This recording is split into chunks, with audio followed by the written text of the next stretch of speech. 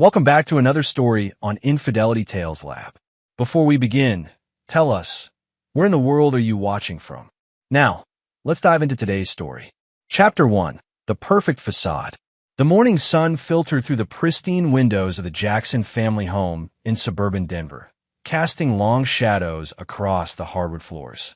Walker Jackson stood at the kitchen island, methodically preparing his 7-year-old daughter Emily's lunch. His movements precise and calculated, traits that had made him successful in his security consulting business. "Dad, do I have to go to school today?" Emily asked, her small voice barely above a whisper as she picked at her breakfast cereal.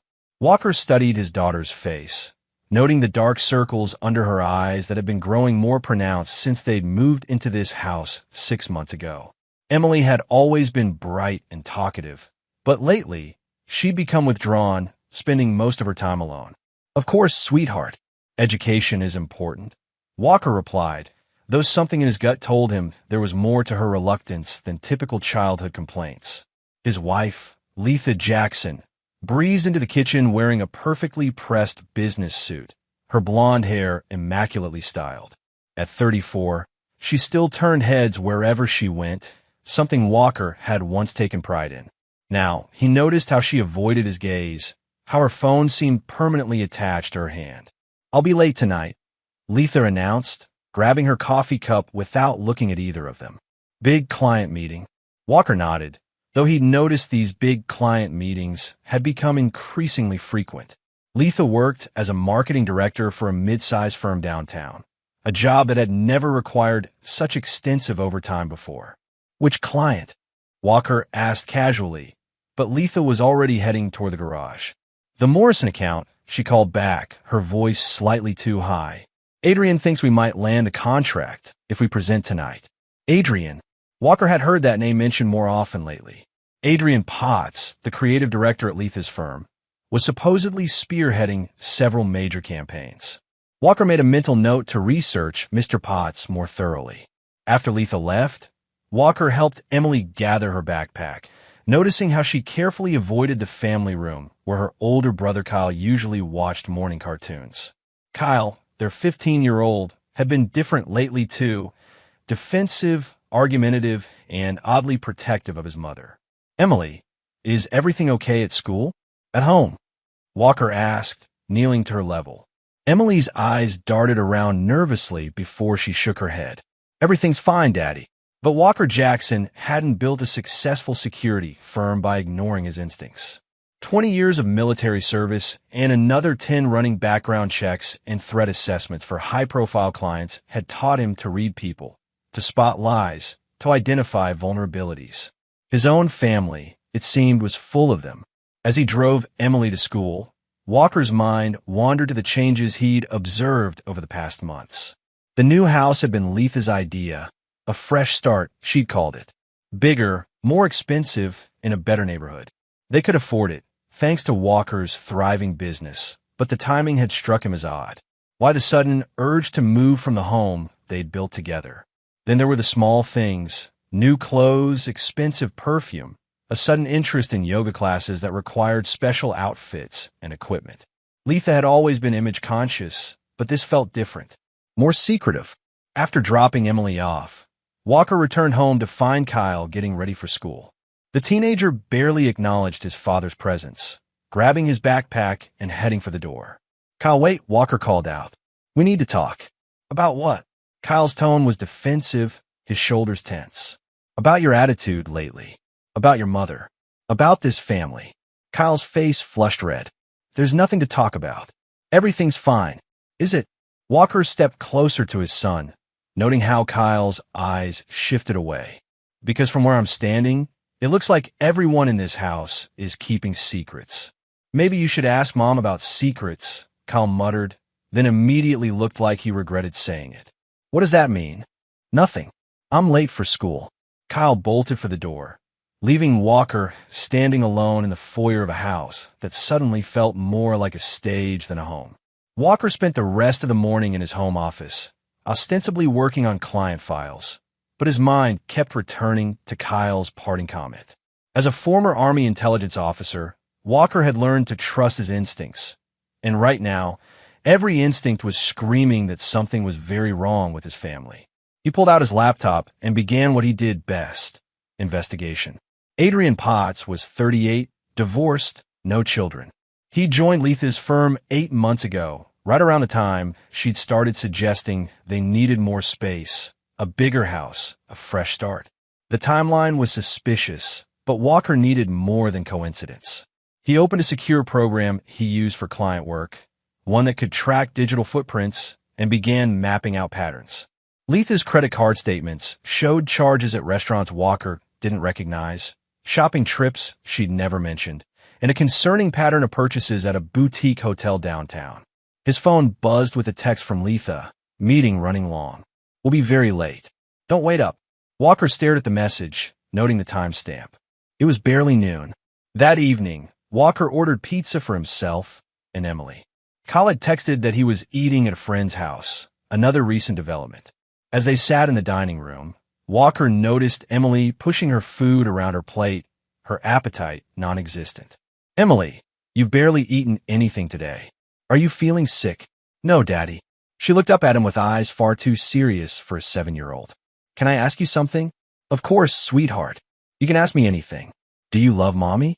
The question hit Walker like a physical blow. "Why would you ask that?" Emily's lower lip trembled. Because... She stopped herself, shaking her head. "Never mind." Walker moved his chair closer to his daughter.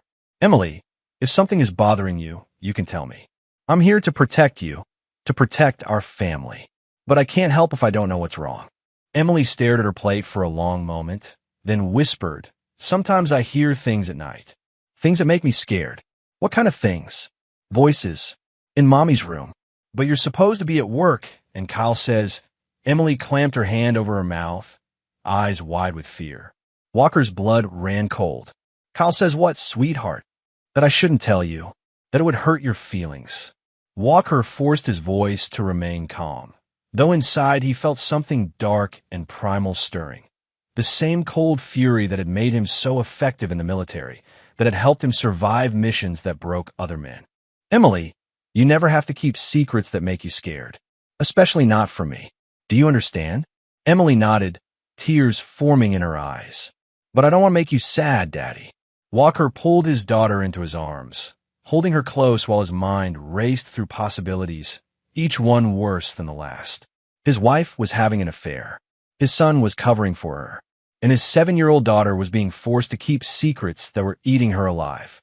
"Emily," he said softly, "I want you to know that no matter what happens, no matter what you tell me, I will always love you, and I will always protect you. Can you remember that?" Emily nodded against his chest, and Walker made a silent promise to himself. Whatever was happening in his house, whatever betrayal his family was hiding, he would uncover the truth. And then he would make sure that those responsible paid for every moment of fear they put his daughter through. Walker Jackson had spent his career protecting others. Now, it was time to protect himself. Chapter 2. The Revelation. 3 days later, Letha announced she needed to attend a weekend conference in Chicago. Kyle would be staying at his friend Darren's house for the weekend, leaving Walker alone with Emily. As Walker watched his wife pack her overnight bag with unusual care, selecting outfits he'd never seen before, he felt the familiar weight of certainty settling in his chest. "It's a shame you can't come with me," Letha said, though her tone suggested relief rather than disappointment. "But someone needs to stay with Emily." "Of course," Walker replied evenly. "Have a safe trip." He kissed her goodbye at the door, noting how she stiffened slightly at his touch, how her perfume was different, more expensive, more sensual. As her car disappeared down the street, Walker turned to find Emily watching from the stairs, her small face etched with an expression far too knowing for a child her age. Friday evening passed quietly. Walker ordered Chinese takeout, and he and Emily watched movies on the couch. But as bedtime approached, Emily grew increasingly anxious, fidgeting with the hem of her pajamas and casting nervous glances toward her mother's bedroom. "Daddy," she said as Walker tucked her into bed, "will you leave your door open tonight?" "Of course, sweetheart. Is there something specific you're worried about?"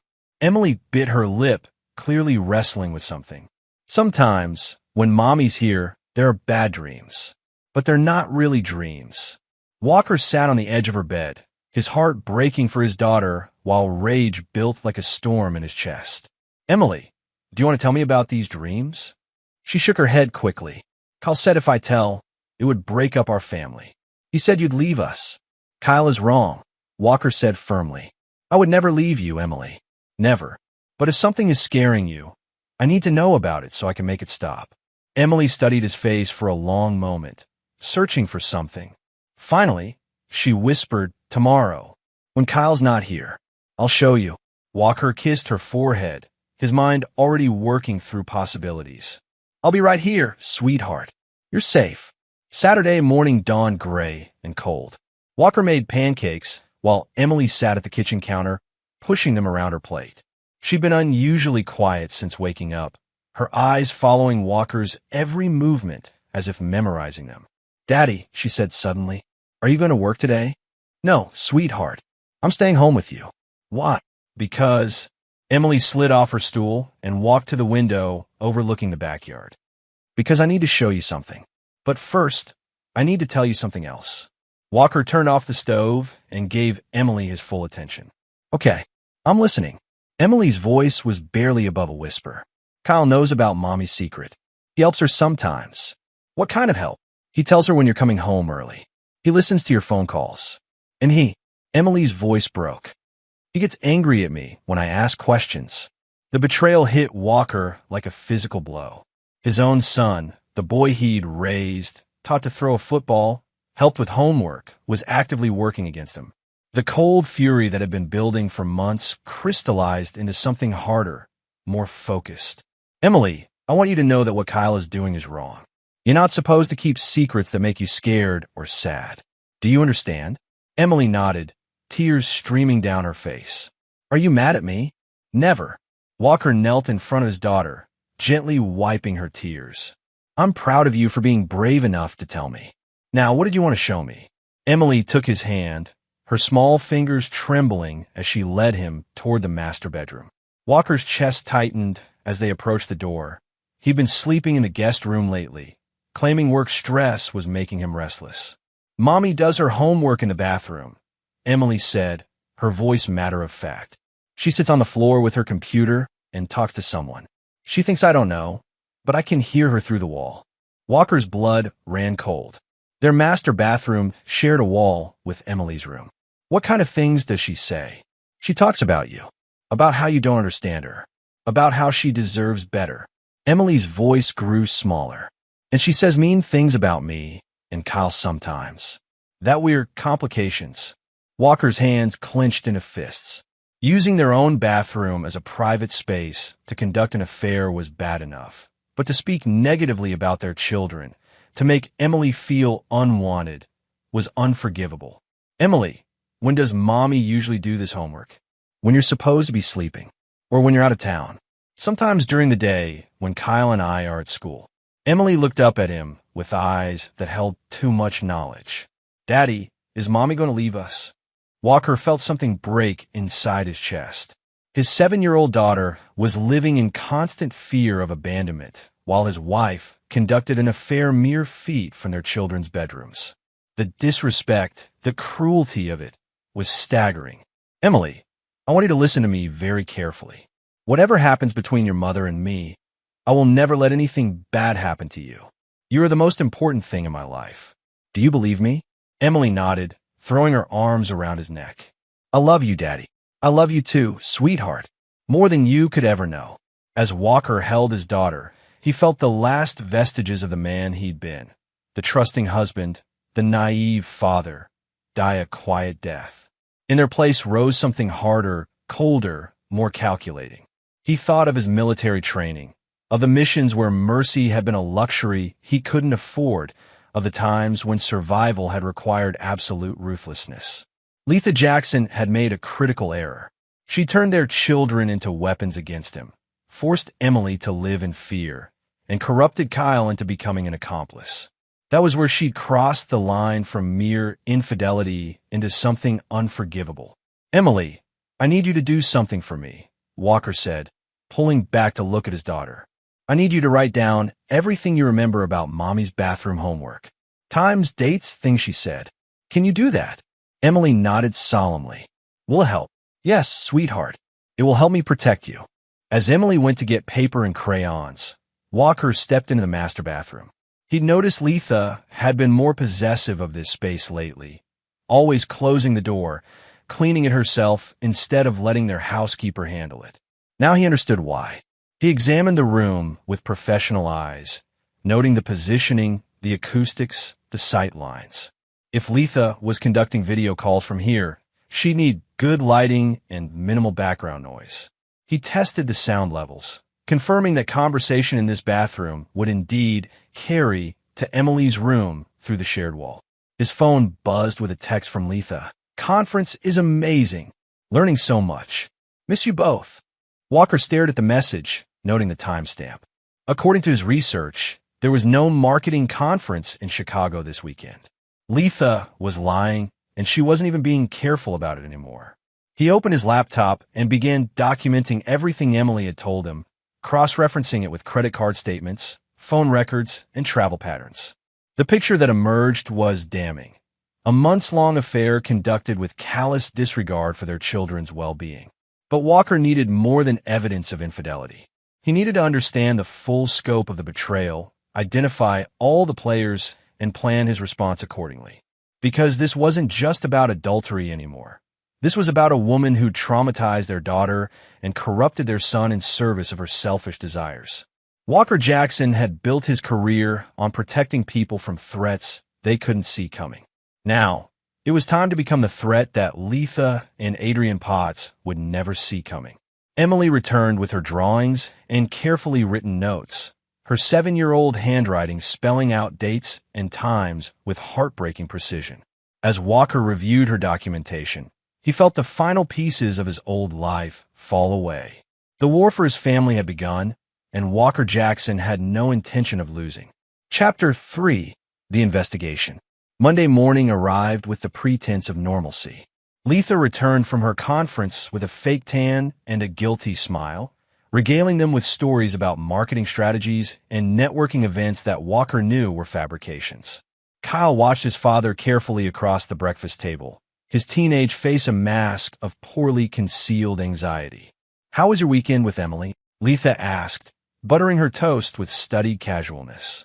"Enlightening," Walker replied, earning a sharp look from Kyle. "We had some very interesting conversations." Emily, following the plan they'd discussed, remained quiet but kept her eyes on her father. Walker had spent Sunday preparing her for what was to come, explaining that they needed to be very careful and very smart about protecting their family. After everyone left for work and school, Walker began his real investigation. 20 years of military intelligence work had taught him that successful operations required thorough reconnaissance, careful planning, and patience. He would not move against Letha and Adrian until he had complete information. Walker's first stop was Adrian Potts' apartment complex.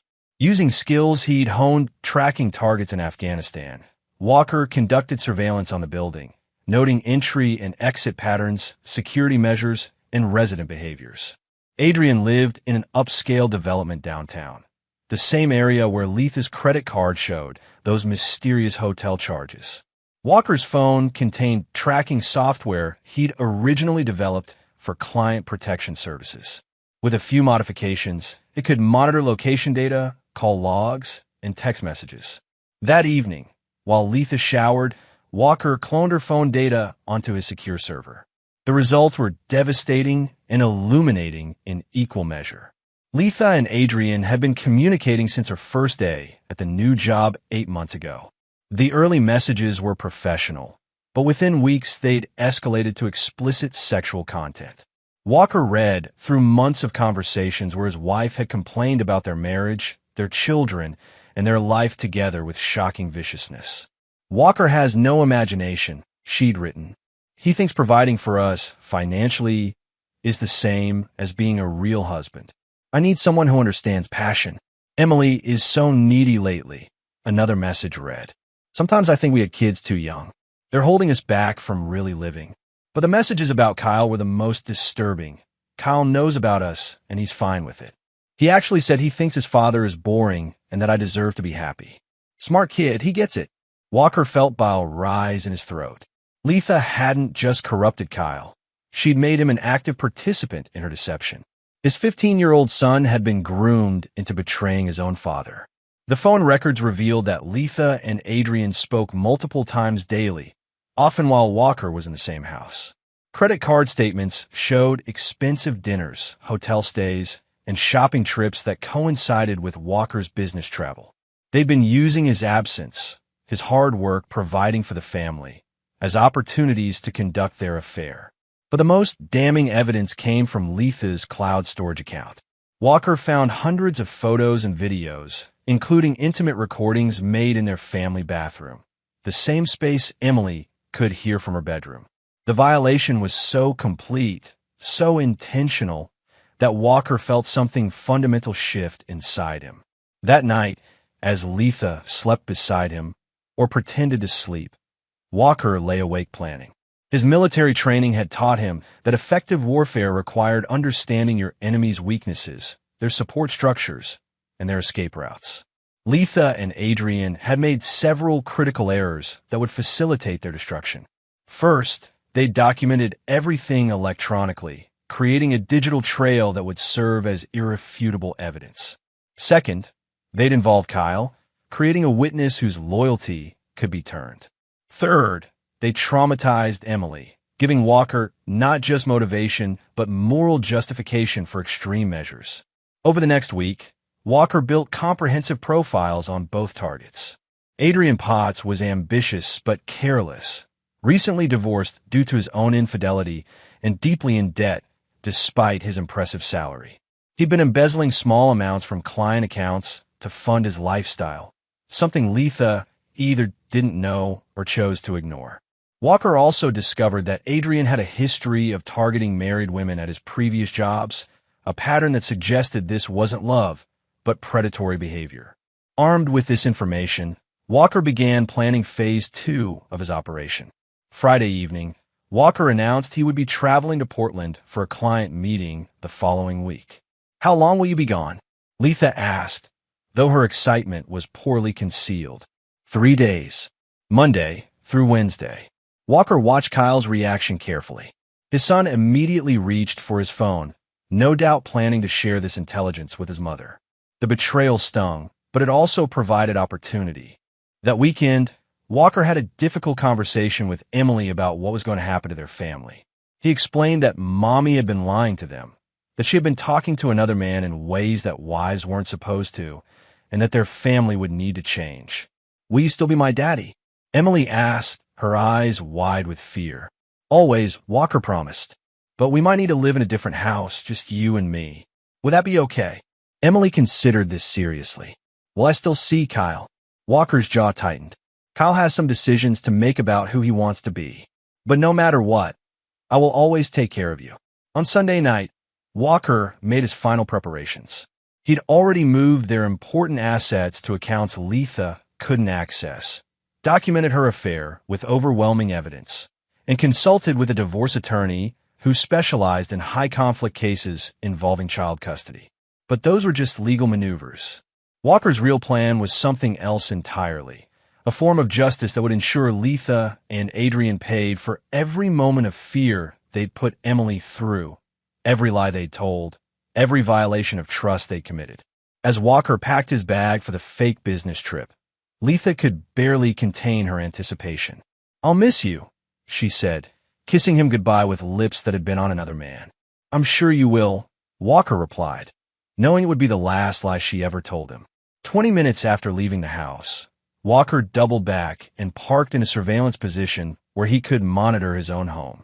Within an hour, Kyle had left for school, and 30 minutes after that, Adrian Potts' BMW pulled into Walker's driveway. Walker watched his wife welcome her lover into their home, into their bed, and felt the last of his mercy die.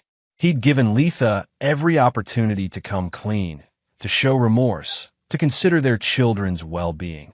Instead, she'd chosen to escalate her betrayal. As Walker photographed Adrian entering his house, he thought about Emily's scared voice asking if Mommy was going to leave them. Letha already had left them in every way that mattered. Now, Walker would simply make that abandonment official, and ensure she paid an appropriate price for the damage she'd caused. The game was about to begin, and Walker Jackson played to win. Chapter 4. The Professional. Walker Jackson had always been underestimated, and he'd learned to use that to his advantage. To his neighbors, he was a mild-mannered security consultant who worked from home and coached Emily's soccer team. To his clients, he was a thorough professional who provided discreet background checks and threat assessments for Denver's elite. What they didn't know was that Walker's security consulting firm was a carefully constructed front for much more sophisticated operations. His real clients included federal agencies, multinational corporations, and individuals who needed problems solved quietly and permanently. The skills Walker had developed during 2 decades of military intelligence work, surveillance, psychological warfare, evidence fabrication, and strategic elimination of threats, translated perfectly to the private sector. His official business handled routine security clearances and background checks. His unofficial business handled situations where traditional legal remedies were insufficient. 3 years earlier, Walker had helped a Fortune 500 CEO remove a board member who was selling company secrets to competitors. The operation had been surgical, planted evidence of tax evasion, fabricated connections to organized crime, and a carefully orchestrated scandal that destroyed the man's reputation so thoroughly that he'd left the country in disgrace. 2 years ago, Walker had assisted a federal judge whose daughter was being stalked by a wealthy ex-boyfriend with political connections. The stalker had disappeared one night after receiving a video of his own children playing in their supposed secure private school. He'd moved to Europe and never contacted the judge's daughter again. Walker's most recent case had involved a pharmaceutical executive who'd been selling diluted cancer medications to children's hospitals. The executive had suffered a mysterious breakdown that led to full confession, disgrace, and a lifetime prison sentence. His assets had been distributed to the families of children who died due to his greed. Walker didn't consider himself a vigilante or a criminal. He was a surgeon removing cancerous growths from society, people who used wealth, power, or privilege to harm others without consequence. Each operation was meticulously planned, legally untraceable, and psychologically devastating to the target. Now, he would apply these skills to the most personal case of his career. That Monday evening, while Letha believed him to be in Portland, Walker was actually in a rented office space across town, coordinating with the team he'd assembled for this operation. Byron Pugh was a former Marine sniper who now worked as a private investigator. Kareem Pineda was a computer specialist who could penetrate any digital system. Chance Tanner was a financial analyst who specialized in asset recovery and economic warfare. Target profiles are complete, Byron reported, laying out surveillance photos on the conference table. Adrian Potts follows predictable patterns. Same coffee shop every morning, same gym 3 times a week, same bar every Friday. He's careless with personal security.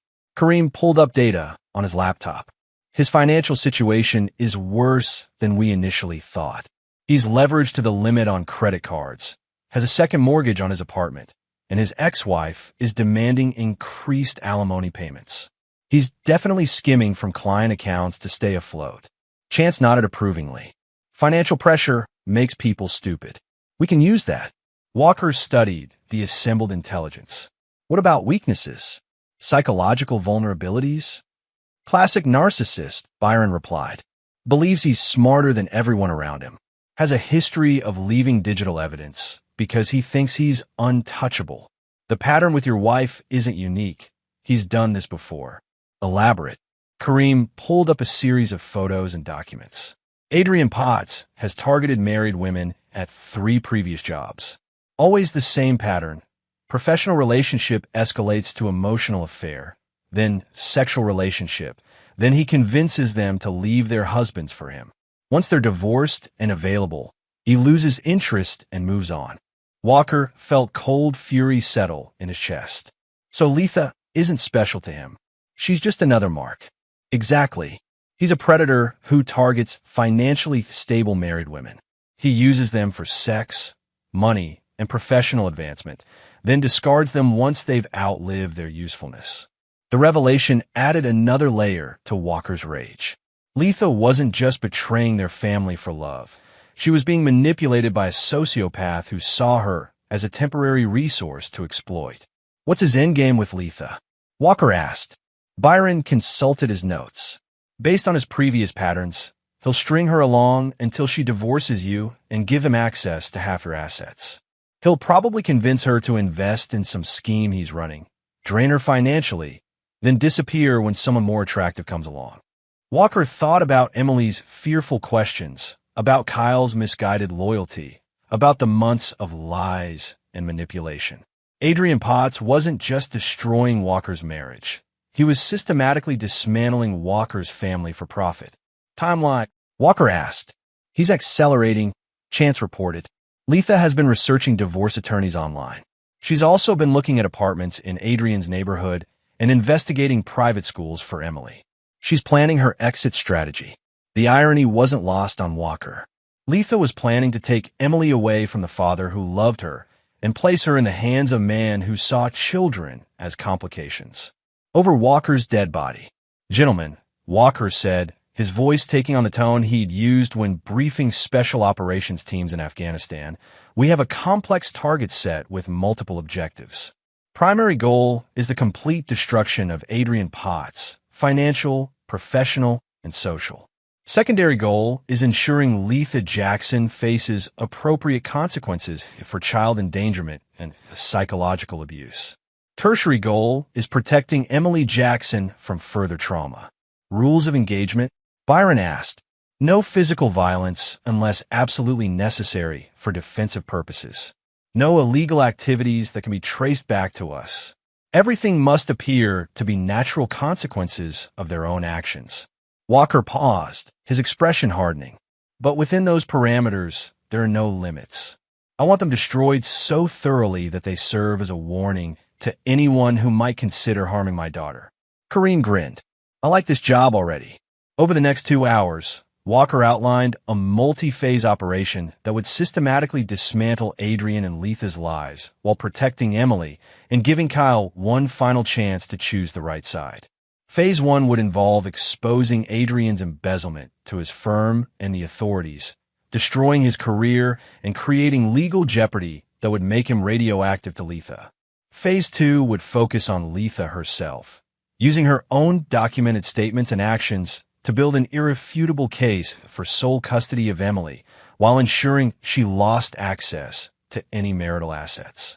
Phase 3 would be psychological warfare, using their own guilt, paranoia, and mutual distrust to turn Adrian and Letha against each other.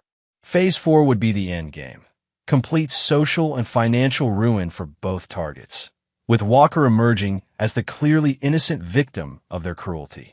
What about your son? Byron asked carefully. Walker's face went cold. Kyle has chosen his side. He'll get one opportunity to switch teams when the truth comes out. If he continues to support his mother after seeing the evidence of what she's done to Emily, then he's made his choice. And if he doesn't take the opportunity, Walker thought about his son, the boy he taught to fish, help with homework, cheered for at basketball games. The same boy who is now actively helping destroy their family. Then Kyle will learn that choices have consequences. I won't abandon him, but he'll have to earn his way back into my trust.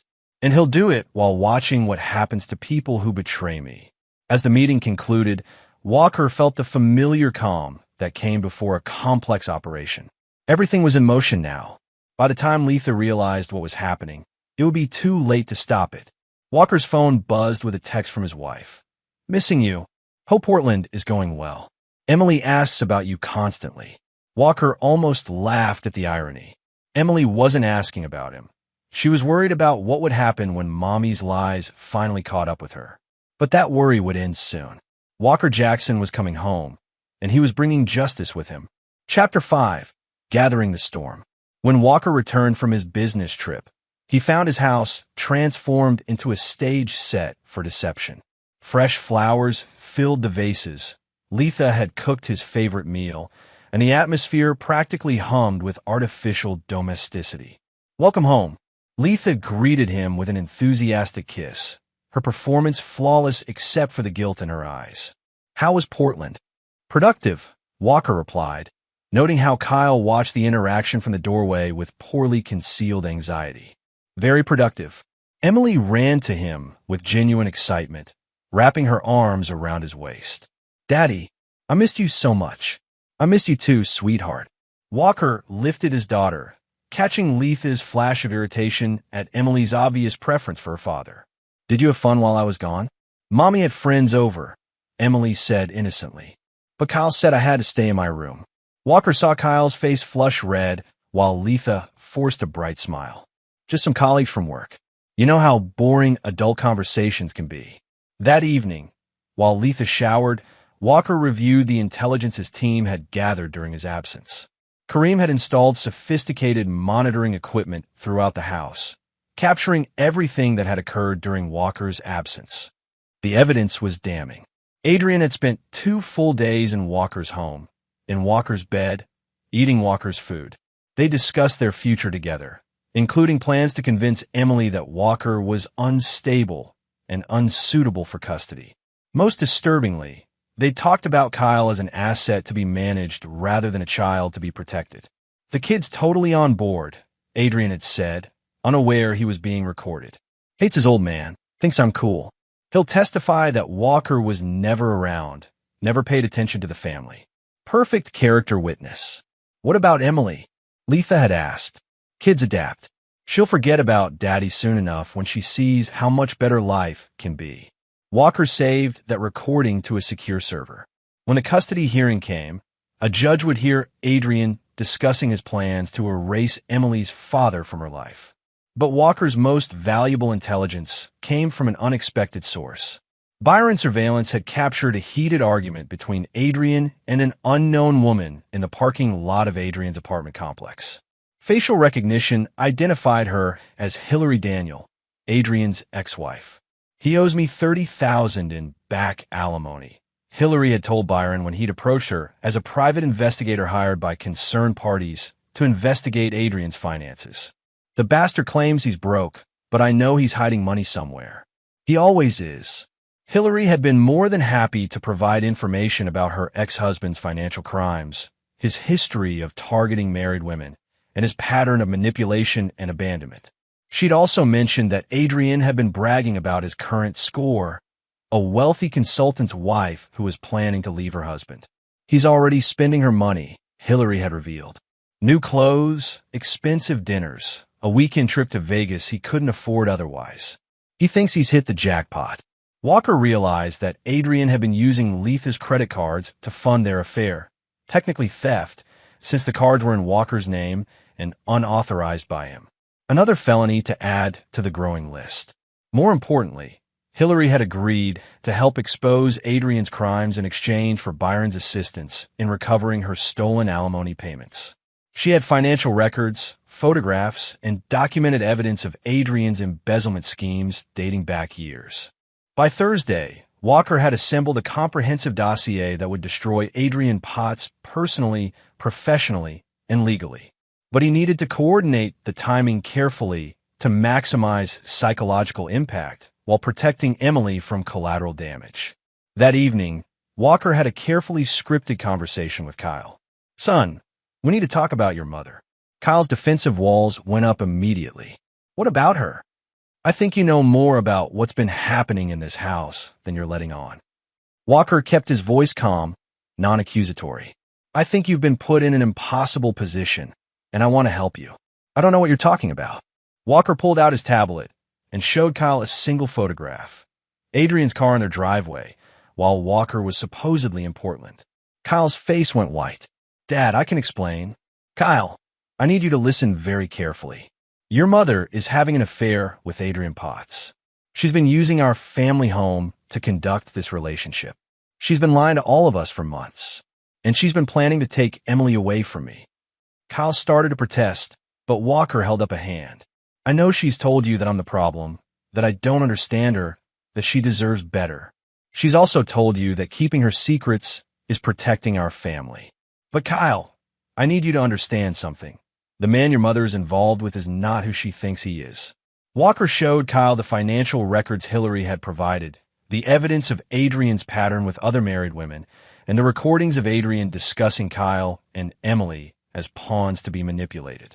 He doesn't care about you, your mother, or your sister, Walker said quietly. You're all just resources to him, and when he's finished using your mother, he'll disappear and leave all of us to deal with the wreckage. Kyle stared at the evidence, his face cycling through disbelief, anger, and finally understanding. Mom doesn't know about this. Your mother knows what she wants to know. She's so invested in the fantasy that she's not seeing the reality. Walker leaned forward. Kyle, I'm going to stop this. I'm going to protect our family and make sure Emily never has to be afraid again. But I need to know, are you willing to help me protect your sister? Kyle was quiet for a long moment, processing everything he'd learned. Finally, he looked up with tears in his eyes. Dad, I'm sorry. I thought, Mom said you didn't love us anymore, that you were always working, always distant. She said Adrian made her happy in ways you never could. Kyle, I've been working so hard because I wanted to provide for this family. I wanted to give you and Emily every opportunity, but I should have been paying more attention to what was happening at home. That's on me. What do you need me to do? Walker felt a surge of relief. His son was still salvageable. I need you to act normal around your mother until this is over. Don't let her know that you know the truth about Adrian. Can you do that? Kyle nodded, his jaw set with determination that reminded Walker of himself at that age. What's going to happen to Mom? Your mother made choices, Kyle. Now she has to live with the consequences. But you and Emily, you're my priority. Whatever happens, I'll make sure you're both safe. As Kyle went to his room to process everything he'd learned, Walker felt a piece of his family falling back into place. His son had been manipulated and lied to, but underneath the confusion and misguided loyalty, Kyle was still a good kid who wanted to protect his family.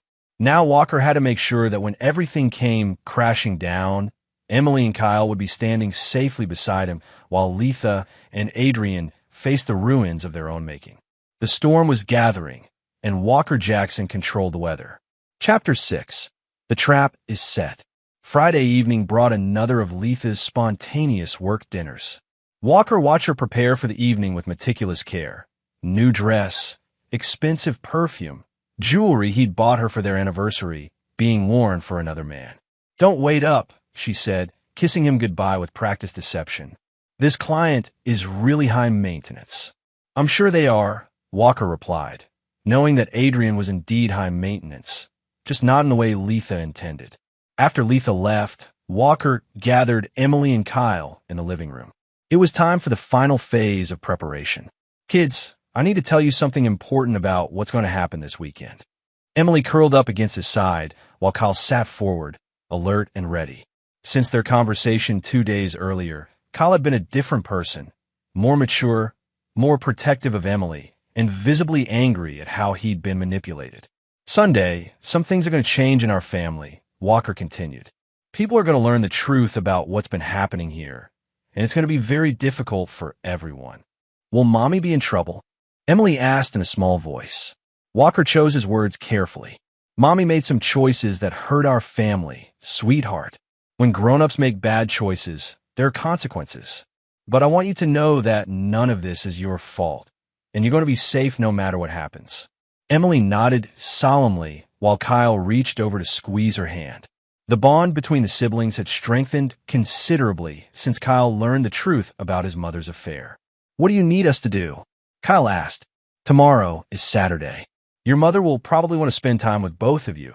She's going to be feeling guilty about what she's been doing, so she might be extra attentive.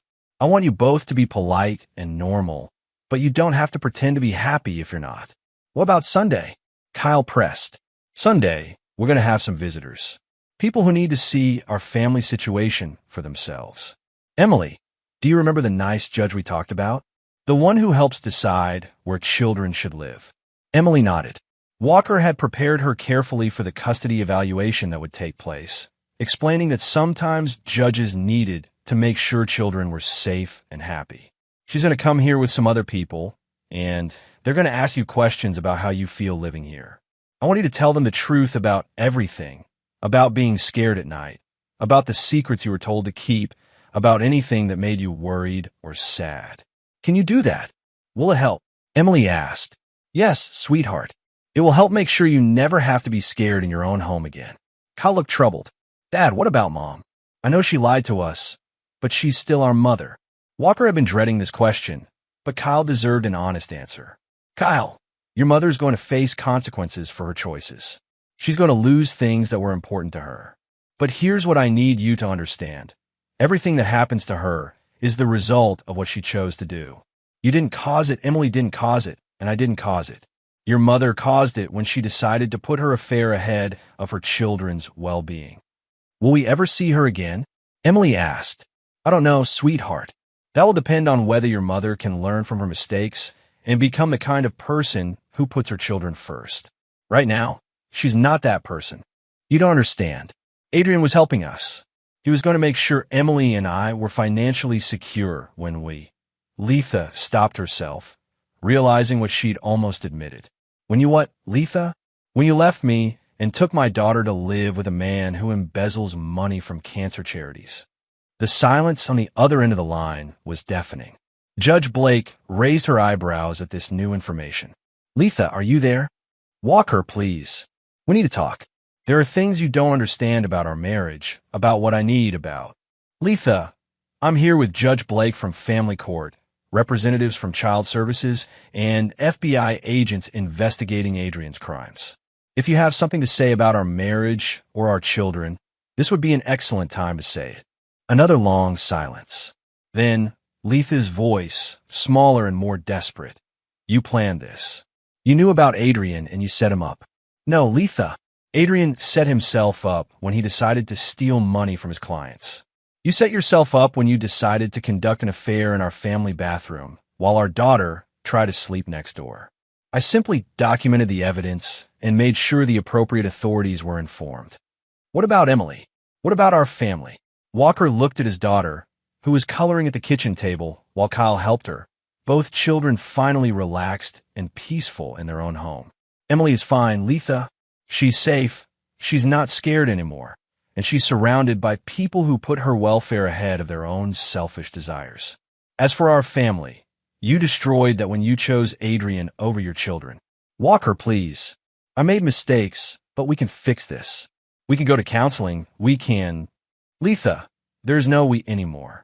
You're going to be arrested as an accessory to Adrian's financial crimes. You're going to lose custody of Emily because you've demonstrated that you're willing to traumatize her to facilitate your affair. And you're going to discover that the man you threw your family away for never loved you. He was just using you for money and sex until something better came along. Judge Blake gestured for Walker to wrap up the call. Letha, I suggest you hire a good attorney. You're going to need one. Don't come to this house, don't contact Emily, and don't contact Kyle unless your lawyer advises it. We'll communicate through our attorneys from now on. Walker ended the call to find everyone in the room staring at him. Mr. Jackson, Judge Blake said carefully, that was remarkably well orchestrated. Your Honor, I spent 20 years in military intelligence. When someone threatens my family, I respond with all available resources. And Adrian Potts? How did you discover his criminal activities? I ran a standard background check as part of documenting my wife's affair. His embezzlement came to light during that investigation. I felt obligated to report it to the appropriate authorities. Byron Pugh, Walker's former Marine colleague, stepped out of the kitchen where he'd been photographing evidence. Your Honor, Mr. Potts has been stealing from children's cancer research funds for over 2 years. Mrs. Jackson's affair provided him with additional resources, but his criminal activity predates their relationship. Judge Blake shook her head in disgust. Mr. Jackson, based on what I've seen today, I'm prepared to grant you emergency temporary custody of Emily, with supervised visitation only for your wife, pending further evaluation. Emily looked up from her coloring. Does that mean I don't have to be scared anymore? No, sweetheart, Judge Blake replied. You don't have to be scared anymore. As the officials prepared to leave, Walker felt a mixture of satisfaction and sadness. His family was safe, but the cost had been tremendous. Letha would face criminal charges, social disgrace, and the loss of her children. Adrian would spend years in federal prison. But Emily was smiling for the first time in months, and Kyle was standing taller, no longer burdened by secrets and lies. Sometimes, Walker reflected, justice required the complete destruction of those who chose evil over good. And Walker Jackson had never been more committed to justice than when it came to protecting his children. The war was far from over, but the first major battle had been decisively won. Chapter 8. The Dominoes Fall. Monday morning brought the sound of news vans setting up outside Walker's house. The arrest of Adrian Potts for embezzling from children's cancer funds had made headlines, and his connection to a prominent marketing firm had turned a financial crime story into a human interest scandal. Walker watched from his office window as reporters interviewed neighbors about the perfect family next door that had harbored such darkness. He'd anticipated the media attention and prepared for it carefully. At 9 a.m., Walker's attorney, Harry Sellers, arrived for their scheduled meeting. The custody hearing is scheduled for Thursday, Harry reported. Letha's attorney is arguing that her affair doesn't constitute child endangerment and that you've orchestrated a malicious prosecution to gain custody advantage. What's her attorney's strategy? They're claiming that you manipulated the evidence, that Adrian was coerced into confessing, and that your military background makes you an unstable influence on the children. Harry smiled grimly. It's a desperate defense, but they have to try something. Walker pulled out a thick folder. Then perhaps they should see this. The folder contained additional evidence Walker had held in reserve. Recordings of Letha and Adrian explicitly discussing how to alienate Emily from her father. Financial records showing they'd already begun spending Walker's money on apartment deposits and private school applications. And most damning of all, a video recording of Adrian bragging to his friends about hitting the jackpot with a rich consultant's wife. Walker, this is devastating, Harry said, reviewing the materials. With this evidence, Letha won't just lose custody. She could face charges for conspiracy to commit parental alienation. That's the idea. At 2 p.m., Walker received a call from his former colleague Byron Pugh. Adrian's not handling prison well, Byron reported. He's claiming that everything was Letha's idea, that she seduced him into the affair and convinced him to steal money to fund their future together. Walker wasn't surprised. Men like Adrian always blamed women when their schemes collapsed. Is anyone believing him? The prosecutors aren't buying it. They have evidence of his previous embezzlement schemes dating back years. But Letha's attorney might try to use his statements to minimize her culpability. Let them try. I have recordings of Letha actively participating in planning Emily's alienation from me. Adrian's lies won't help her. That evening, Walker sat down with Emily and Kyle for dinner at their kitchen table, the first peaceful family meal they'd shared in months. Dad, kids at school are asking questions about the news stories, Kyle said. How should I handle it? Tell them the truth. Your mother made some bad choices. She got involved with a bad man, and now she's facing the consequences. You and Emily are safe now, and that's what matters. Emily looked up from her macaroni and cheese. Daddy, will Mommy go to jail? The conversation was painful, but necessary. Walker needed his children to understand that the dissolution of their family wasn't random or cruel. It was the logical consequence of Letha's choices. Saturday unfolded exactly as Walker had predicted. Letha returned home with expensive gifts for the children and an abundance of forced cheerfulness.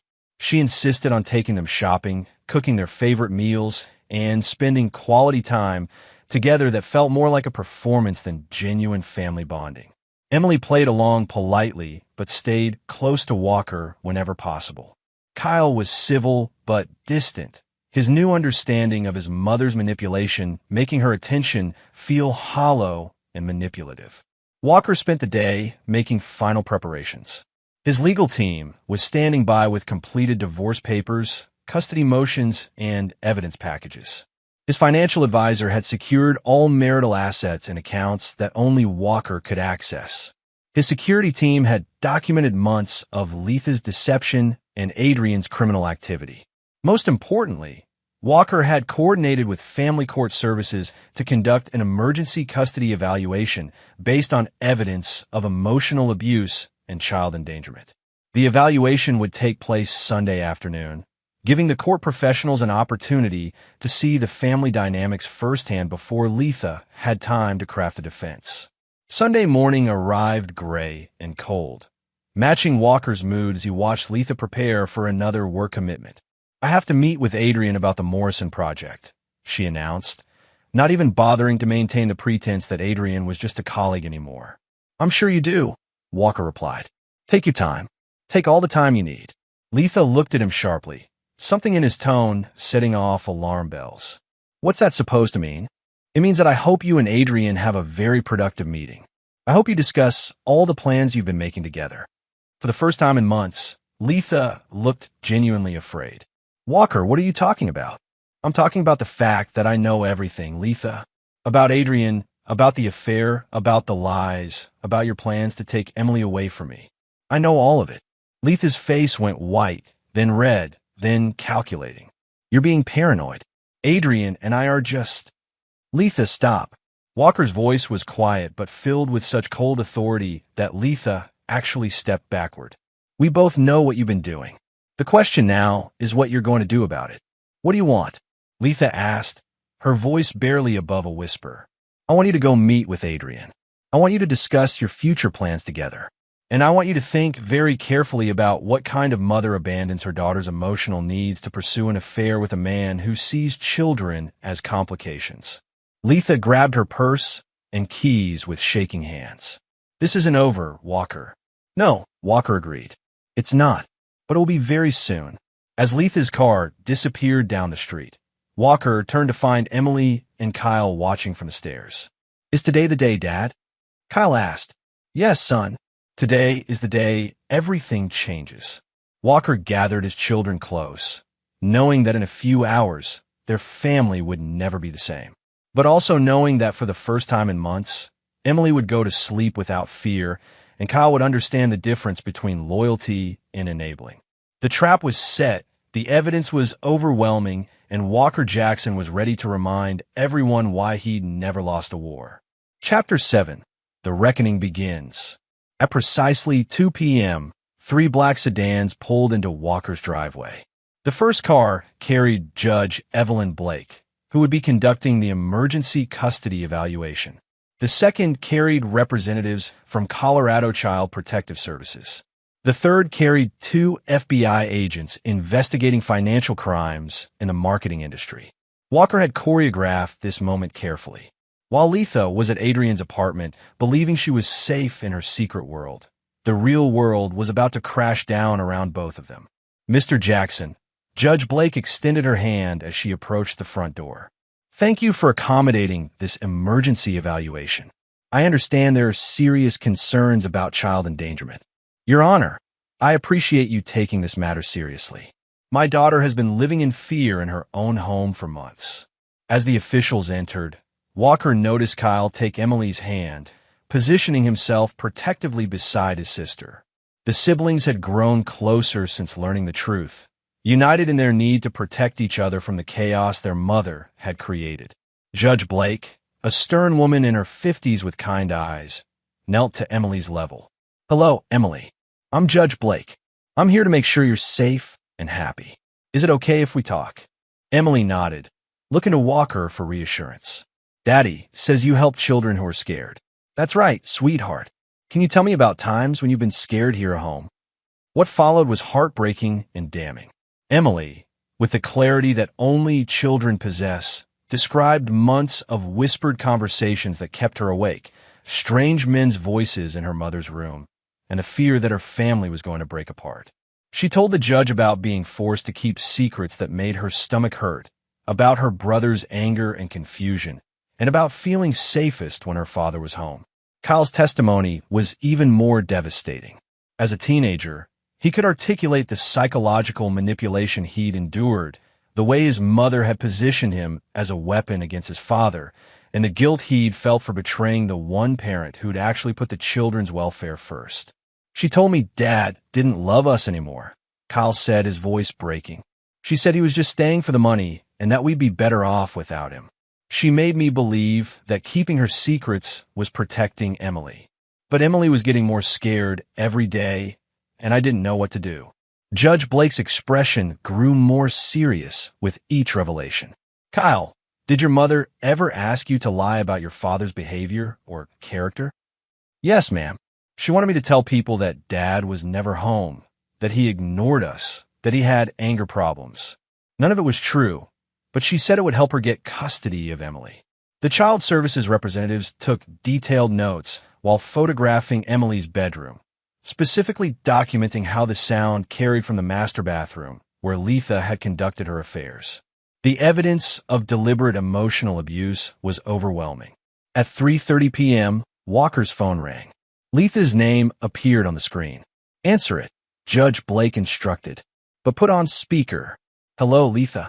"Walker, what the hell is going on?" "There are FBI agents at Adrian's apartment.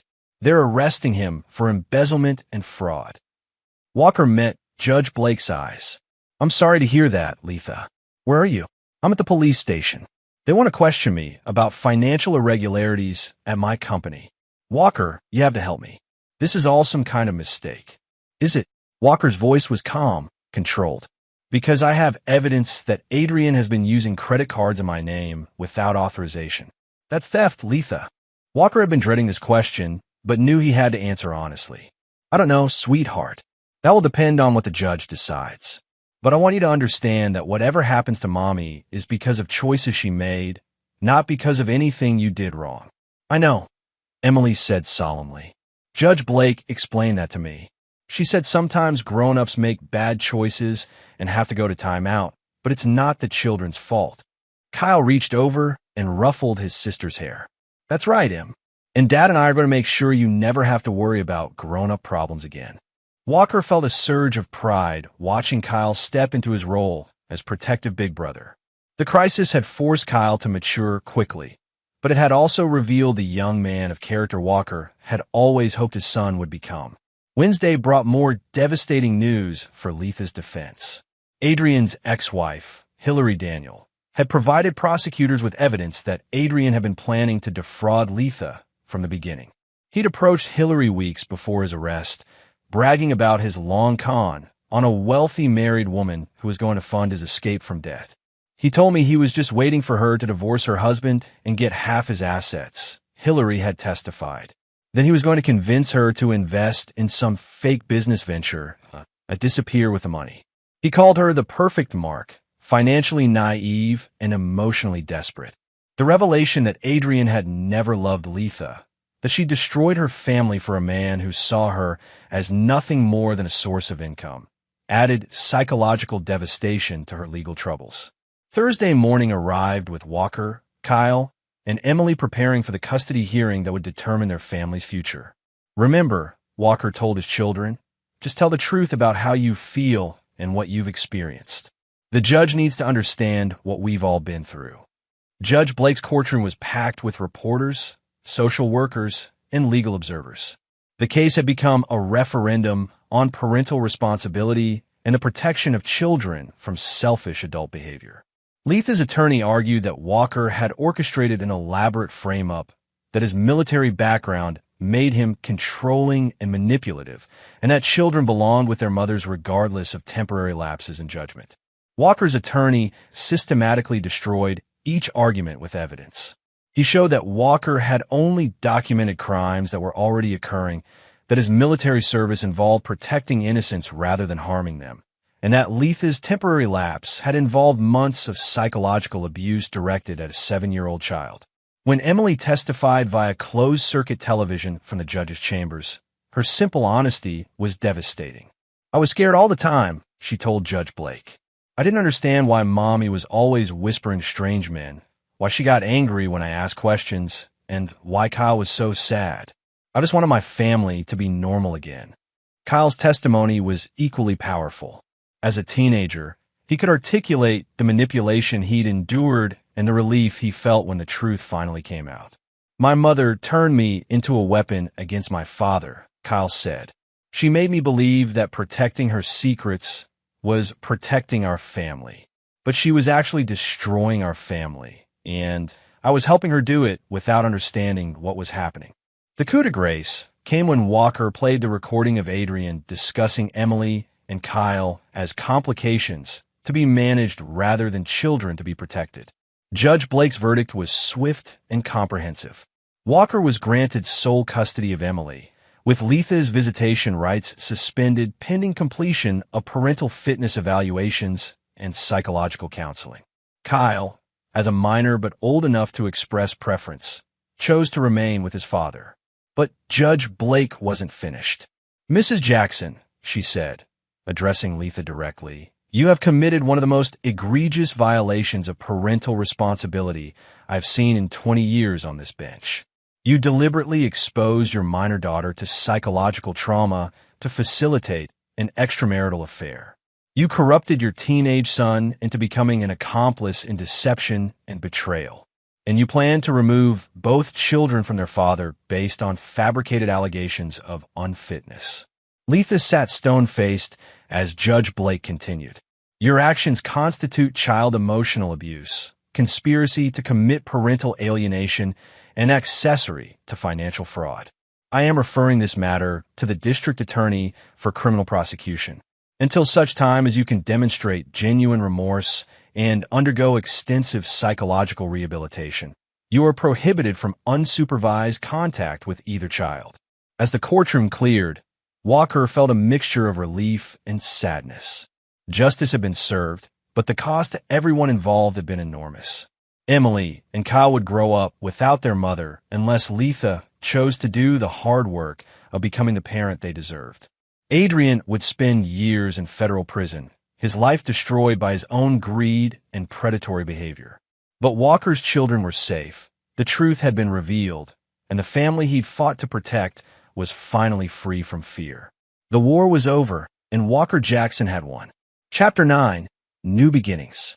6 months after the custody hearing, Walker stood in his kitchen making pancakes, while Emily helped measure ingredients and Kyle set the table. The morning routine had become a sacred ritual in their household, a daily affirmation that they were a real family, not the performance they'd been living for so long. "Dad, can we invite Uncle Byron for dinner this weekend?" Emily asked, stirring the batter with intense concentration. "I want to show him my science project." "Of course, sweetheart. Uncle Byron loves your science projects." Byron Pugh had become a regular presence in their lives, a surrogate uncle who helped fill the void left by extended family members who'd chosen Letha's side in the divorce.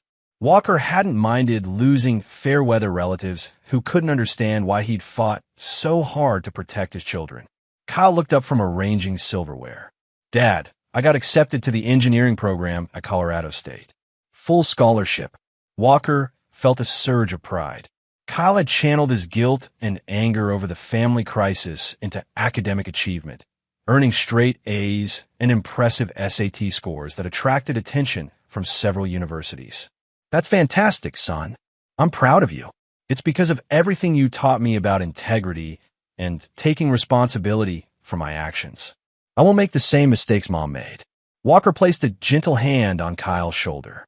"Kyle, you're not responsible for your mother's choices. You were manipulated by an adult who should have protected you instead of using you. The fact that you learned from the experience and grew stronger shows what kind of man you're becoming." Emily looked up from her pancake duties. "Kyle's the best big brother ever. He helps me with homework and teaches me to throw footballs and never lies to me about anything." The bond between the siblings had become unbreakable. Kyle had appointed himself Emily's protector and had taken that role seriously, becoming the stable male figure she needed while Walker worked to rebuild their family's financial and emotional security. Walker's business had actually grown during the crisis. The media attention surrounding his methodical takedown of Adrian Potts had attracted clients who needed someone capable of handling complex, high-stakes situations with surgical precision. Walker now employed a team of investigators, analysts, and security specialists who help protect families and businesses from predators like Adrian. At 10 a.m., Walker's attorney called with an update on Letha's situation. She pled guilty to accessory charges in Adrian's embezzlement case, Harry reported. 2 years probation, community service, and full restitution to the victims. The judge was lenient because she cooperated with prosecution and showed genuine remorse. And the custody situation? She's completed 6 months of court-ordered therapy and wants to petition for supervised visitation with Emily. Her therapist says she's made significant progress in understanding how her actions harm the children. Walker considered this carefully. Emily had occasionally asked about her mother, usually wondering if Letha was safe and whether she still loved her children. Walker had answered honestly. Letha was safe, she did love Emily and Kyle, but she'd made terrible choices that hurt everyone. What do you recommend? I think supervised visits might be appropriate if Emily wants them. Your daughter needs to understand that her mother's absence isn't her fault, and she needs the opportunity to develop her own relationship with Letha based on who Letha becomes, not who she was. I'll talk to Emily and Kyle about it. Their feelings are what matter most. That evening, Walker had a careful conversation with his children about their mother's situation. Kids, your mother has been working with doctors to understand why she made the choices she did. She's asked if she can visit with Emily sometimes, with a social worker present to make sure everyone feels safe. Emily considered this seriously. Will she try to take me away from you again? No, sweetheart. The judge made it very clear that you live with me, and that won't change. These visits would just be a chance for you to talk to your mother if you want to. What about Kyle? Emily asked. Can he come too? Kyle looked uncomfortable. I don't think I'm ready to see Mom yet. Maybe someday, but not now. Walker respected his son's decision. Kyle's betrayal had run deeper because he was old enough to understand what he was being asked to do. His healing process would take longer and might never be complete. Emily, you don't have to decide right now. But if you do want to see your mother, Kyle and I will support you completely. Emily nodded thoughtfully. Can I think about it? Of course, sweetheart. Take all the time you need. 2 weeks later, Emily decided she wanted to meet with her mother. The supervised visit took place at a family service center, with a trained counselor present to ensure Emily's emotional safety. Walker waited in the lobby while Emily spent an hour with Letha. When Emily emerged, she was thoughtful but not upset. How was it, sweetheart? Mommy cried a lot. She said she was sorry for scaring me and that she never wanted to hurt our family. She looks different, sadder, but maybe more honest. How do you feel about seeing her? Emily considered this carefully. I still love Mommy, but I don't want to live with her. She made me feel scared for too long. But maybe if she keeps getting better, we can be friends sometimes. Walker was amazed by his daughter's emotional maturity. At 7 years old, Emily had developed a sophisticated understanding of love, forgiveness, and personal boundaries that many adults never achieved. As they drove home, Emily asked, Daddy, will you ever get married again? Walker had been dreading this question. I don't know, sweetheart. Right now, I'm focused on taking care of you and Kyle. Someday, maybe I'll meet someone who loves our family and wants to be part of it. But only if she makes us all happier and safer. She'd have to be really special to be better than just us, Emily said with 7-year-old certainty. Yes, she would. Very special indeed. That night, after Emily was asleep and Kyle was finishing homework, Walker sat in his office reviewing the journey that had brought them to this point. The family photos on his desk told the story. Happy pictures from before the crisis, formal custody hearing photos where everyone looked strained and sad, and new pictures where the remaining family members looked peaceful and genuine. Walker had no regrets about the brutal efficiency with which he'd dismantled Letha and Adrian's plans. They'd threatened his children's well-being, and he'd responded with overwhelming force. The fact that both targets were now facing the consequences of their own choices rather than arbitrary punishment made the outcome morally justifiable. Adrian Potts was serving 8 years in federal prison, his reputation destroyed, his future prospects eliminated. He would never again have the opportunity to prey on vulnerable families. Letha was slowly rebuilding her life, working as a receptionist while paying restitution to Adrian's victims and attending therapy. She might someday become the mother Emily and Kyle deserved, but that would require years of consistent effort and genuine change. Kyle was thriving academically and personally, having learned valuable lessons about integrity, loyalty, and the importance of protecting innocent people from predatory behavior. Emily was happy, safe, and no longer afraid in her own home. She learned that adults who truly love children put those children's needs first, and she'd never again tolerate being made to feel scared or unsafe. As for Walker himself, he learned that some wars are worth fighting regardless of the cost. When someone threatens your family, you respond with everything you have until the threat is eliminated. Walker Jackson had built his life around protecting others. Now, having successfully protected his own children from the greatest threat they'd ever faced, he could rest easy knowing that his family was safe, his enemies were defeated, and justice had been served. The daughter who'd whispered secrets in fear was now laughing freely. The son who'd been manipulated into betrayal had become a protector of innocence. The father who'd been deceived and disrespected had emerged victorious. Some stories end with forgiveness and reconciliation. This story ended with justice and peace. Walker Jackson asked for nothing more. And there you have it. Another story comes to an end. What did you think? I'd love to hear your thoughts in the comments below. If you enjoy this story, consider joining our community by subscribing. It means the world to us. For more stories like this one, check out the recommended videos on screen. And I'll see you there.